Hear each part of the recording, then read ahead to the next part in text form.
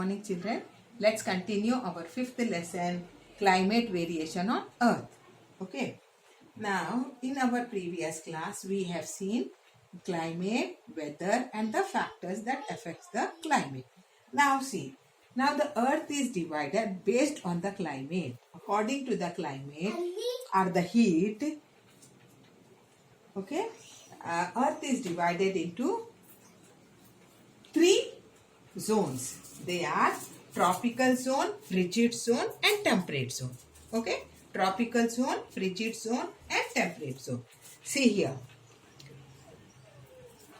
tropical zone, frigid zone and temperate zone. Okay, now first we'll see what is a tropical zone. Now the tropical zone is the area between the Tropic of Cancer here, Tropic of Cancer and Tropic of Capricorn here. Tropic of Cancer and Tropic of Cancer, this area is tropical zone. This is also called a torrid zone because it gets maximum heat. Maximum amount of heat you get here. Okay, and it is the hottest zone, and India also lies in this zone. Okay, coming to the frigid zone here. Now frigid zone is the area between the Arctic Circle in the North Pole, okay, Arctic Circle and the North Pole in the Northern Hemisphere, and Antarctic Circle and the South Pole in the Southern Hemisphere. These two regions here, they get very less heat. The rays fall slanting here and it receives very less heat. So this part is very, very cold. Okay, the larger area are covered with the snow only throughout the year. So frigid zone is an area which is very cold and covered with snow. Coming to the temperate zone.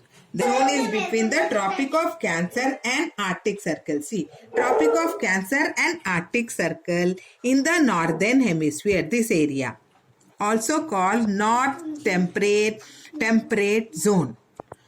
And in the southern region, between the area between Tropic of Capricorn and Antarctic Circle, this area also called South Temperate Zone. Okay. So these two region is it is here the temperature is mild, that is neither too hot nor too cold. Okay.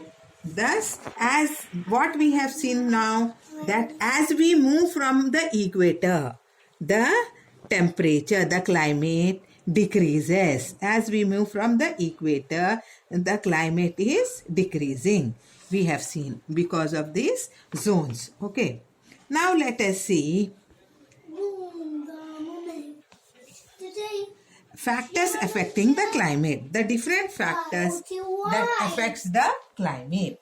Height above the sea level or altitude, winds, humidity and rainfall, and distance from the sea. Now, height above the sea level. So, we know that air becomes cooler as it goes higher up. So, the temperature decreases with the increase in height. So, high in the mountain, the temperature is very cold. Okay. So, height of a place is known as altitude. So, the more the altitude, cooler is the climate. Coming to the wind.